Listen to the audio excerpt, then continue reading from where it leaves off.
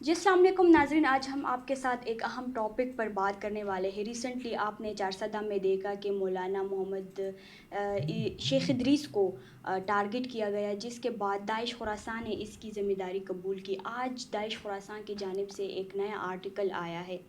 ہم اس آرٹیکل پر بات کریں گے کہ اس آرٹیکل میں کیا پبلش کیا گیا، النبا آرٹیکل۔ اس کے ساتھ ساتھ صوبے کے امن و امان کی صورتحال پر بھی بات کریں گے کہ ریسنٹلی جو مولانا ادریس کو ٹارگٹ کیا گیا، اس سے پہلے بھی کئی مذہبی علماء کو ٹارگٹ کیا گیا تھا۔ تو ہم جانیں گے کہ ابھی تک ان کا جو قاتل ہے یا ان کو جس نے قتل کیا ہے ان کو مطلب گرفتاری کی ہے یا ان کی کوئی پوچھ گچھ ہوئی ہے۔ ساتھ ہی ساتھ ہم افغانستان کے صورتحال پر بھی بات کریں گے۔ ان تمام ٹاپکس پر بات کرنے کے لیے ہمیں جوائن کر رہے ہیں عارف یوسفزئی صاحب۔ بہت شکریہ سر۔ بہت شکریہ۔ سر پہلے تو یہ آرٹیکل جو آیا ہے النبا آرٹیکل، اس میں کہا گیا ہے کہ داعش خراساں کی آرٹیکل ہے۔ انہوں نے کہا کہ ہم سیاسی مطلب ہم مذہبی علماء کو اس لیے نشانہ بناتے ہیں کیونکہ ان کے مطابق علماء جمہوریت، سیاست اور ریاستی نظام کی حمایت کرتے ہیں۔ تو اس پر آپ کیا کہیں گے؟ دیکھیں جی، اس طرح ہے کہ جو پختونخوا کے اندر کاروائیاں ہیں جو علماء کو ٹارگٹ کیا جا رہا ہے، یہ اب سے نہیں ہیں، اس کو بھی کافی عرصہ ہو گیا۔ اگر ہم دیکھیں پیچھے جائیں تو شیخ حسن جان صاحب جو کہ سسر تھے شیخ ادریس صاحب کے رحم اللہ، ان کو بھی اسی طرح شہید کیا گیا تھا۔ اور پھر اس کے علاوہ بھی ہم اگر دیکھیں تو دسیوں ایسے کیسز ہیں جہاں پر علماء کرام کو نشانہ بنایا گیا ہے۔ اور یہ بھی ہم نے دیکھا ہے کہ جو علماء نشانہ بنائے گئے ہیں اس میں خالی یہ نہیں کہ ایک مخصوص مکتبہ فکر یعنی اہل سنت والجماعت کے علماء کو نشانہ بنایا گیا ہے، ہم اس میں دیکھتے ہیں کہ مختلف جو مکاتب فکر ہے یا مذاہب ہیں ان کے علماء نشانہ بنے ہیں۔ اس میں بالخصوص جو دیوبند حنفی مکتبہ فکر ہے ان کے علماء کو نشانہ بنایا گیا ہے۔ بسا اوقات ہم نے دیکھا ہے کہ جو اہل حدیث کے علماء ہے ان کو بھی نشانہ بنایا گیا ہے، اور ساتھ میں اہل تشیع کے جو علماء ہے یا مراجع ہیں ان کو بھی وقتاً فوقتاً نشانہ بنایا گیا ہے۔ اب ان سب کے پیچھے جو سوچ ہے وہ کہیں کہیں مختلف ویری بھی کرتی ہے، ایک دوسرے سے ویری بھی کرتی ہے، لیکن جو بالخصوص جمعیت علماء اسلام کے لوگوں کو نشانہ بنایا جا رہا ہے، اور اب سے نہیں، گزشتہ تقریباً کوئی 3-4 سال سے تو ہم دیکھ رہے ہیں کہ جمعیت علماء کے اکابرین کو، ان کے علماء کو، زعماء کو نشانہ بنایا جا رہا ہے، اور جو بھی اس طرح کی کارروائی ہوتی ہے اس کی ذمہ داری آئی ایس کے پی یا آئی ایس خراسان قبول کرتی ہے۔ آپ لوگوں کو یاد ہوگا کہ باجوڑ میں جو جمعیت علماء کا کنونشن تھا اور اس میں ایک بہت بڑا سوسائڈ بلاسٹ ہوا تھا، اس میں بھی جمعیت علماء اسلام کے درجنوں علماء یا ان کے جو کارکنان تھے وہ نشانہ بنے تھے، اور اس میں شہید بھی ہوئے تھے اور درجنوں کی تعداد میں زخمی تھے۔ تو اب کہنے کا مقصد یہ ہے کہ یہ جو سلسلہ ہے یہ تو چلا آ رہا ہے، علماء کی ٹارگٹ کلنگ ہو رہی ہے۔ سوال یہاں پر ایک یہ پیدا ہوتا ہے کہ جب نشانہ کوئی ٹارگٹ کلنگ کا نشانہ بنتا ہے، وہ کوئی بھی ہو، وہ ہم صرف مخصوص یہ نہیں کہیں گے کہ علماء، ہم نے دیکھا کہ ماضی میں اے این پی کے دور میں پختونوں کے زعماء کو، مشران کو ٹارگٹ کلنگ کا نشانہ بنایا گیا، اور اے این پی کے دور میں تقریباً کوئی 1100 قبائلی اور غیر قبائلی پختون مشران ٹارگٹ کلنگ کا نشانہ بنے، ان پر بم بلاسٹ ہوئے، وہ کہیں ان کے اوپر حملہ ہوا، آئی ڈی سے بلاسٹ ہوا، اور تقریباً کوئی 1100+ لوگوں کو اس میں شہید کیا گیا۔ تو یہ تو ایک تو ہم دیکھتے ہیں کہ پختون بیلٹ پر یہ کام بہت زیادہ ہو رہا ہے۔ یہ اگر علماء اور زعماء کی بات ہے تو پھر تو اور بھی کئی ساری جگہ ہیں، وہاں تو ہم نہیں دیکھتے۔ تو جو بھی معاملات ہیں ہم کچھ عرصے سے دیکھ رہے ہیں کہ اس طرح کے جو گوری انسیڈنٹس ہیں، جو افسوسناک صورتحال ہے، اس کا ایپی سینٹر بنا ہے پختون بیلٹ، ایپی سینٹر اس کا بنا ہے۔ اس میں چاہے نیشنلسٹ پختونوں کی لیڈرشپ نشانہ بنی، چاہے علماء نشانہ بنے، چاہے سیاسی قائدین نشانہ بنے، یا دیگر جو عام لوگ ہیں وہ نشانہ بنے ہیں، یا بم دھماکے جو عام پبلک پلیسز میں ایک وقت میں بہت بڑے لیول کے بم دھماکے ہوتے تھے، اس میں بھی عام لوگ نشانہ بنتے تھے. تو اب یہاں پر داعش کا جو ایلیمنٹ ہے ان کا پہلے آپ دیکھیں کہ داعش کی اسٹرینتھ پوزیشن جو اسٹرانگ ہولڈ تھا اس ریجن میں وہ افغانستان تھا. اور افغانستان میں ایک طرف امارت اسلامی امریکہ اور نیٹو کے خلاف برسر پیکار رہی ہے، اور اسی دوران جب امارت اسلامی امریکہ اور نیٹو کے خلاف اپنے ملک کی آزادی کی جنگ لڑ رہے تھے، جہاد کر رہے تھے، تو اسی دوران ہم نے دیکھا کہ پیرالل امارت اسلامی کی جنگجو افغانستان کے اندر داعش خراسان کے خلاف بھی ان کی جنگیں ہوتی تھیں، اور داعش خراسان طالبان پر حملہ آور تھا اور طالبان داعش خراسان کے اوپر. تو یہ اس جنگ کے دوران بھی یہ سلسلہ چلا ہے. ہاں، جب فال ہوا کابل کا طالبان کو، تو وہاں پر کچھ جیل بریکس ہوئیں، بڑے سارے لوگ رہا ہوئے، وہ بھاگ گئے. اس میں ٹی ٹی پی کے بھی لوگ تھے، اس میں عام بھی مجرم جو کہ مجرمان تھے، سوسائٹل کرائم جو کرتے ہیں، اور ساتھ میں داعش کی بھی لوگ تھے. تو جب افغانستان میں یہ ٹرانزیشن ہوتا ہے، ٹیک اوور کرتے ہیں طالبان، تو جیل بریکس میں ہم نے دیکھا کہ لوگ نکل گئے اور وہ سپیل اوور کر گئے پاکستان میں. بڑے سارے لوگ اس کے بعد پاکستان میں آ گئے، داعش کے لوگ بالخصوص. اور ان دنوں میں ہمیں اطلاعات ملتی تھی کہ داعش کے چیدہ شخصیات جو تھی وہ پاکستان آ گئی تھی افغانستان سے. تو پھر جب طالبان نے افغانستان کے اندر اپنا اسٹرانگ ہولڈ قائم کیا، تو انہوں نے افغانستان سے داعش کے کیمپس کو، ٹریننگ کیمپس کو، ان کے ہائیڈ آؤٹس کو وہ ڈسمینٹل کیا. اور اس کے بعد داعش کا تقریباً سارا سیٹ اپ جو ہے وہ پاکستان میں، چونکہ پہلے سے بھی لوگ آئے تھے، تو وہ سیٹ اپ پاکستان کے اندر آ گیا. پاکستان کے بڑے شہروں میں بھی قائم ہو گیا. کراچی میں بتاؤں داعش کا پورا سیٹ اپ کام کرتا ہے، لاہور میں بھی ہوا. لیکن جو پاکستان میں بھی 2 صوبوں کا انتخاب زیادہ کیا گیا، پختونخوا کا اور بلوچستان کا. اچھا سر، اس کی یہ بیانیہ کیا ہے کہ مطلب وہ جو سیاست کے ساتھ وابستہ ہے یا جمہوریت کے ساتھ، تو ان کو نشانہ بناتے ہیں؟ دیکھیں، یہ ایک سوچ ہے. میں بتاؤں کہ پہلے دیگر ملیٹنٹس جو گروہ تھے ان کی بھی یہی سوچ ہوا کرتی تھی. اور ماضی میں آپ لوگوں نے دیکھا ہے کہ دیگر ملیٹنٹس بھی جو لوگ جمہوریت، اس لیے کہ یہ جو عسکریت پسند گروپس ہیں یہ جمہوریت کو کفر سمجھتے ہیں اور کفر کا نظام سمجھتے ہیں، اور پھر یہ کہتے ہیں کہ جو اس کفری نظام کا حصہ ہوتا ہے اس کو ان کی منطق اور ان کی سوچ یا ان کی استدلال کے مطابق جو اس کفری نظام کا حصہ ہوتا ہے ان کو مارنا جائز ہوتا ہے. تو یہ تو اب ان کی اپنی انٹرپریٹیشن ہے. ماضی میں طالبان بھی ان کی طرف سے بھی اس طرح کے کام ہوئے ہیں. تو یہ ان کی اپنی انٹرپریٹیشن ہے کہ آیا کوئی بندہ جب وہ جمہوریت میں ہے اور جمہوریت باطل نظام ہے، کفریہ نظام ہے، تو اس کو مارنا جائز ہے نہیں. یہ تو ایک الگ ڈبیٹ ہو جائے گی. لیکن یہ لوگ جو اپنی انسپریشن حاصل کرتے ہیں اور ایکسٹریم حد تک جانے کے لیے، کسی کو مارنے کی حد تک جانے کے لیے، تو یہی انسپریشن ان کی ہوتی ہے کہ کفری نظام کا یہ لوگ حصہ ہیں.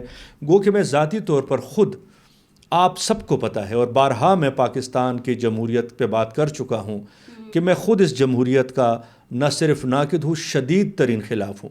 بلکہ میں سمجھتا ہوں کہ پاکستان اگر 2 لخت ہوا ہے، جو مشرقی مغربی پاکستان ٹوٹ گیا تھا، آپ کی اسی مکروہ جمہوریت کی وجہ سے ہوا ہے، اسی جمہوریت اور اسٹیبلشمنٹ کے نیکسس کی وجہ سے. اگر آج جتنے مسئلے مسائل ہیں جو پاکستان ترقی یافتہ پاکستان پسماندہ ہو گیا، یہ بھی اس جمہوریت کے ہاتھوں. اس لیے کہ پاکستان میں جو جمہوریت ہے وہ حقیقی معنوں میں ایک ایسا نظام ہے کہ جس میں ان جمہوریت دانوں کے تو مزے ہیں، واہ ہیں، چرچے ہیں، ان کے فائدے ہیں، عام عوام کی بربادی ہے. تو ہم جو صحافی ایک نظام کی خلاف بات کرتے ہیں، تو ہم نہیں کہہ سکتے کہ اب اس کے بعد جا کے لوگوں کو قتل کرنا شروع کر دے یا کسی بھی ایک وجہ سے. اس لیے کہ ایک انسان کا قتل اسلام میں پوری انسانیت کا قتل بتایا گیا ہے، اور خون ناحق کی کوئی کسی قسم کی معافی نہیں ہے. اگر آپ نے ناحق خون بہا دیا، اس کی معافی نہیں ہے. تو کچھ معاملات کو اللہ کے اوپر چھوڑنا چاہیے کہ روز قیامت یا حشر میں اللہ اس کے حوالے سے فیصلے کر لیں. یہاں پر اگر لوگ اس کے فیصلے کرنا بیٹھ جائیں گے تو پھر تو ایک انارکی ہو جائے گی. کوئی کہے گا کہ یہ اس کی جو مسلک ہے میں اس کو اس مسلک کی بنیاد پہ ماروں گا، کوئی کہے گا کہ میں جمہوریت کے اس میں یہ اس میدان میں ہے، یہ اس سیاسی نظام کا حصہ ہے، میں اس کو اس کے اوپر ماروں گا، دوسرا اپنے لیے کوئی دوسری توجیہات نکال لے گا. تو اس طرح تو آپ کا سارا معاشرہ آپس میں مشت گریبان ہو جائے گا، لوگ آپس میں مارا ماری کریں گے اور سارا نقصان جو ہے وہ عوام کا ہوگا اور اس آپ کے ملک کا ہوگا. تو کم سے کم ہمیں نظام سے اختلاف تو کرنا چاہیے. جمہوری نظام کا جتنا جلدی پاکستان سے خاتمہ ہو یہ پاکستان کے لیے بہتر ہے، ورنہ رہا سہا پاکستان ہاتھوں سے نکل جائے گا. ایک دفعہ پاکستان ٹوٹا ہے، دوسری دفعہ نزدیک ہو رہا ہے. تو ہم خود بھی کہتے ہیں کہ خدا را آپ اس جمہوریت کا ناسور نما جمہوریت کا پاکستان سے خاتمہ کر دیں، لیکن اس کی آڑ میں یہ نہیں کہ جو بندہ جمہوری میدان میں ہے اس کو قتل کر دو. اچھا سر، آتے ہیں خیبر پختونخوا کے امن و امان کے صورتحال پر. قبائلی اسلام میں صورتحال ایک بار پھر تشویشناک ہوتی جا رہی. کرک میں ایک بڑا آپریشن شروع ہے. کیا کہیں گے اوورال اگر آپ اس سچویشن کو دیکھیں تو کیا ذمہ داری کس پر عائد ہوتی ہے؟ یہ علماء بھی ریسنٹلی مطلب ذمہ داری تو دیکھیں جو بھی یہ پھر میں ابھی کہوں گا کہ آپ کی جمہوریت ذمہ دار ہے اس کی. and I'm very much and I mean it کہ جب میں کہتا ہوں کہ آپ کی جمہوریت اس کی ذمہ دار ہے، اس لیے آپ کی جمہوریت ذمہ دار ہے کہ یہ جمہوری حکومتیں نااہل ہے. یہ جو جمہوری حکومتوں میں لوگ وزیر اعظم بیٹھے ہوئے ہیں، جو کہ وزیر اعلیٰ بیٹھے ہوئے ہیں، گورنر بیٹھے ہوئے ہیں، وزراء بیٹھے ہوئے ہیں، آپ کی کیبنٹس بنی ہوئی ہیں، یہ صرف چوری چکاری کے لیے، ڈاکوں کے لیے آئے ہیں لوگ. اور آپ دیکھیں کہ ان کے توند آگے نکل رہے ہیں، بڑھ رہے ہیں، پاکستان کے خزانے پر شیر مادر جان کر اس کو کھائے جا رہے ہیں، پی جا رہے ہیں، لیکن اس کا عوام کو کوئی فائدہ نہیں. اس لیے کہ جمہوری نظام، اس پاکستانی جمہوری نظام میں لوگوں کی جو اٹینشن ہے وہ کرپشن کے اوپر ہے، وہ قومی خزانے پر ہاتھ صاف کرنے کے اوپر ہے. آپ مجھے بتائیں کسی حکمران کو پرواہ ہے کہ اس ملک میں کیا ہو رہا ہے؟ کیا آپ کے وفاق میں بیٹھے کل کے جو جتنے مجرمان آج وفاق میں حکومت میں بیٹھے ہیں، کیا کسی ایک بندے کو احساس تک ہے کہ پاکستان میں کیا ہو رہا ہے؟ کیا ان کو یہ احساس ہے کہ آپ کا پاکستان کے 2 صوبے آپ کے ہاتھوں سے نکل رہے ہیں؟ ان کو احساس ہے کہ پختونخوا میں کیا ہو رہا ہے؟ ان کو یہ احساس ہے کہ پختونخوا کی جنوبی اضلاع اور سب کا جو فاڈا کے 7 اضلاع تھے، یہ سارا مطلب آدھے سے زیادہ صوبہ آپ کے ہاتھ سے نکل کے طالبان کے ہاتھ میں جا چکا ہے. یہ احساس ہے آپ کی جمہوریت دانوں کو؟ یہ وفاق میں بیٹھے یا پختونخوا کی حکومت کو احساس ہے کہ جو دن رات آ کے وحشت اور دہشت کے ہم مناظر دیکھتے ہیں، ان کو کاؤنٹر کرنا، ان کو روکنا یا ان کے سامنے مزاحمت کی دیوار کے طور پر کھڑے ہونا، یہ لوگ کر رہے ہیں؟ نہیں کر رہے، بلکہ آپ کے وزیر اعلیٰ، آپ کے اہم عہدوں پر بیٹھے لوگ عسکریت پسندوں کو بھتے بھجواتے ہیں، باقاعدہ کروڑوں روپے کی بھتے بھجواتے ہیں. تو میں یہ کہتا ہوں کہ یہ نظام، یہ جمہوری نظام، یہ زہر قاتل ہے. اس میں لوگ صرف اور صرف کرپشن کے لیے، چوری کے لیے، ڈاکوں کے لیے آ کے بیٹھے ہوئے. عام عوام کا احساس نہیں ہے، کسی کی زندگی، کسی کا عزت نفس مجروح ہو جائے اس کا احساس نہیں ہے، کسی کو کوئی مار دے اس کا احساس نہیں ہے، کوئی بندہ آگے کسی کو اس کے حق سے محروم کر لے، ان حکمرانوں کو کوئی فرق ہی نہیں پڑتا. تو بنیادی طور پر تو آپ کا یہ جو سڑا ہوا نظام ہے یہی ان سب معاملات کا ذمہ دار ہے. اور اس کے بعد اس نظام کے رکھوالے ذمہ دار ہیں. اس پاکستان کے مکروہ سڑے ہوئے جمہوری نظام کے رکھوالے جو بھی ہیں اور ان رکھوالوں کی جو سہولت کار ہیں اس نظام کے، یہ تمام کے تمام ذمہ دار ہیں. یہ عوامی محرومیوں کی بھی ذمہ وار ہیں. یہ جو پاکستان کے اندر شورشیں اٹھ رہی ہیں اس کی بھی ذمہ دار ہیں. پاکستان سے جو لوگوں کی نفرت میں اضافہ ہو رہا ہے، عوام کا اور پاکستان کا جو رشتہ کمزور رہا ہے، یہ بنیادی طور پر لوگ ان جمہوریت دانوں کی ان کی کرتوت کو دیکھ کے لوگ کانوں کو ہاتھ لگانے پہ آ گئے ہیں کہ استغفر اللہ، یہ ہم اس پاکستان میں اور یہ ہمارا ملک ہے کہ ہم چور و چکوں کے ہتھے چڑھے ہوئے ہیں. تو بنیادی طور پر تو آپ کا نظام ڈیلیور نہیں کہ ہاں، اگر آپ کے ملک میں کوئی ایسا وائبل نظام ہوتا جس میں سب سے پہلے کالا اللہ کالا رسول اللہ کا نظام ہوتا، جس میں انصاف ہوتا، جس میں مساوات کا نظام ہوتا، جس میں اکرم و پروری کی بجائے میرٹ کا نظام ہوتا، اور جو عہدوں پر بیٹھے ہوتے وہ خوف خدا رکھتے اور عوام کے جان و مال اور عزت اور آبرو کی بھی ذمہ دار ہوتے، پھر میں دیکھتا کہ کس مائی کے لال میں ہمت ہوتی جو آ کے پاکستان کے اندر معاملات خراب کرتا. لیکن یہاں پر ترجیحات نہیں ہے، ملکی ترجیحات نہیں ہے، عوامی ترجیحات نہیں ہے. پاکستان ان سیاستدانوں کی طرف سے پاکستان جائے بھاڑ میں، لیکن ان کی سلطنتیں اور ان کی جو عمارتیں ہیں، ان کی جو ان کے فارم ہاؤسز ہیں اور جو ان کے محلات ہیں وہ قائم رہیں. تو بنیادی طور پر تو نظام، اور پھر اس نظام کے رکھوالے. آپ دیکھیں پختونخوا کے وزیر اعلیٰ سہیل افریدی ہیں. سہیل افریدی کو احساس ہے سہیل افریدی کو پتہ ہے کہ ان کا اپنا ضلع خیبر طالبان کے ہاتھ میں چلا گیا ہے. He is least bothered about. Sohail Afridi کو پتہ ہے کہ آپ کے جنوبی اضلاع سارے کے سارے جنوبی اضلاع کوہاڑ تک پشاور, آپ نے اس دن نہیں دیکھا کہ آپ پشاور حیات آباد ٹول پلازا کے قریب طالبان نے آ کے پورا گشت کیا ہے. اس ڈیٹور روڈ کے اوپر طالبان گشت کرتے ہیں. آپ 2 قدم رنگ روڈ سے نیچے جائیں, سارے علاقوں پر طالبان کا قبضہ ہے. خیبر پر, جنوبی اضلاع پر, سابقہ فاٹا کی جو وزیرستان سے لے کر آپ اس طرف باجوڑ میں آ جائیں, آپ کرم میں جائیں, اورگزئی میں جائیں, کون سا ایسا قبائلی علاقہ ہے. تو یہ تمام علاقے تو طالبان قبضہ کر چکے ہیں ان لوگوں سے, اور ان لوگوں کو احساس تک نہیں ہے. یا تو یہ سرنڈر کر جائیں, ان کے سامنے سرنڈر کر جائیں, ان کو کہہ دیں کہ آپ لوگ جیت گئے ہیں, یا پھر اپنی ذمہ داری پوری کرے بطور وزیر اعلیٰ, بطور وزیر, بطور آئی جی. یہ لوگ اپنی ذمہ داریاں پوری کریں کہ ان کو کیا کرنا ہے. ہمیں تو دیکھیں, عوام تو بیچ میں ہی پھنس گئی نا, رل گئی عوام.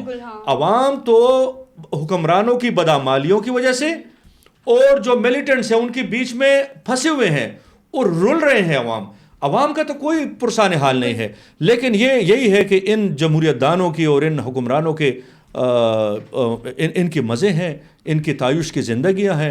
آپ دیکھیں کہ ایک بندہ جب اسمبلی میں آتا ہے, چاہے وہ MMA کے دور میں ہو, وہ ANP کے دور میں ہو, وہ ابھی PTI کے دور میں ہو, اور اس کا میں چشمدید گواہ ہوں, جن کے پاس سائیکل نہیں تھا اسمبلی میں آنے سے پہلے, جن کا اپنا گھر نہیں ہوتا تھا, جو مانگے تانگے کے لوگوں سے اسمبلی آنے کے لیے گاڑی ماڑی یار دوست سے مانگ کے ان گاڑیوں میں آتے تھے. جب 2-3 سال گزرتے ہیں, ان کے پاس آ جاتے ہیں V8 آ جاتے ہیں, پراڈوز آ جاتی ہیں, ان کے پاس لینڈ کروزرز آ جاتی ہیں, پھر ان کے محلات بن جاتے ہیں, ان کے فارم ہاؤسز بن جاتے ہیں. ٹھنڈے علاقوں میں الگ فارم ہاؤسز, دریا کنارے الگ فارم ہاؤسز, اور دنیا کی ریل پیل پیسے کاروبار. پھر لندن میں کاروبار ہوتا ہے, پرتگال میں کاروبار ہوتے ہیں, پوری دنیا میں ان کے کاروبار. اتنا منفعت بخش کاروبار جمہوریت اور پاکستان کی حکمرانی سے بڑھ کے منفعت بخش کاروبار تو ہے نا. تو ان حکمرانوں کو پھر کیا لینا دینا, میرے اور آپ کے حقوق سے کیا لینا دینا, علماء کی ٹارگٹ کلنگ سے کیا لینا. تو بنیادی طور پر یہ نظام اور اس نظام کے رکھوالے اور بڑے بڑے عہدوں پر بیٹھے یہ چھوٹے چھوٹے تمام لوگ یہ ذمہ دار ہیں. بہت شکریہ انالیسس دینے کے لیے. ناظرین, اگلے پوڈ کاسٹ کے لیے ہمارے ساتھ رہیں. آج کے لیے ہمیں دے اجازت. اللہ حافظ.